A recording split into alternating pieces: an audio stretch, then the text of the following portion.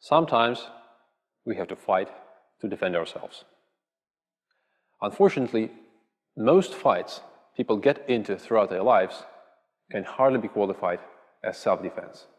And due to the many public misconceptions about the issue, like, as long as he attacked me first, any damage I cause him is justified, people often use force thinking they are in a self-defense situation, while in fact they are not.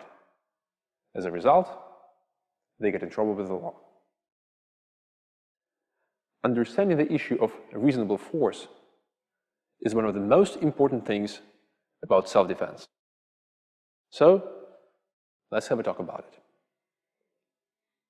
What does the law generally require for self-defense actions to be justified? There are several simple principles.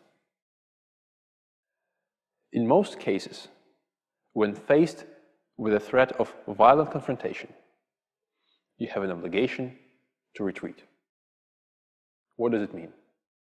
It means that if you're challenged for a fight in a bar, in college, in school, or by a guy from the neighborhood, you should not pick up the challenge. Instead, you should turn around and walk away. What it really means is that if you do get into such a fight, you may be legally liable for any damage you cause to the opponent, even if he was the one who started the fight. Why?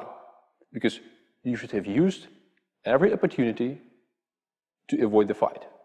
And if you had these opportunities and chose not to use them, face the consequences.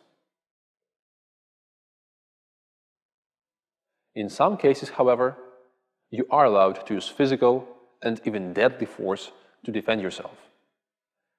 Normally, these cases include robbery, burglary, kidnapping, and rape. However, the right to use force does not apply to the whole continuum of such situations. You are only allowed to use force as long as there is an imminent threat to your life and health. The moment the imminent threat disappears, you are no longer allowed to use force on your opponent. So, if your opponent, who attacked you a second ago, has been tackled and restrained, or is surrendering or fleeing, you are no longer allowed to use physical force on him beyond imposing physical restraint. In practice, we would advise you the following. First, try to avoid physical conflict whenever possible by retreat. This is required of you by law, and it is a wise thing to do. A fight avoided is a fight won. We fully share this view. Second, if you do get into a fight, always consider the level of danger you are facing and use an equal level of force to defend yourself. If faced with an unarmed attacker, do not damage him too much. With an armed opponent, you can use a greater degree of force. Third, remember that when the level of threat decreases, the level of force you can use in self-defense decreases as well. So, if you repossessed the weapon from the attacker, do not use the weapon against him, even if he was holding you at a gunpoint a second ago.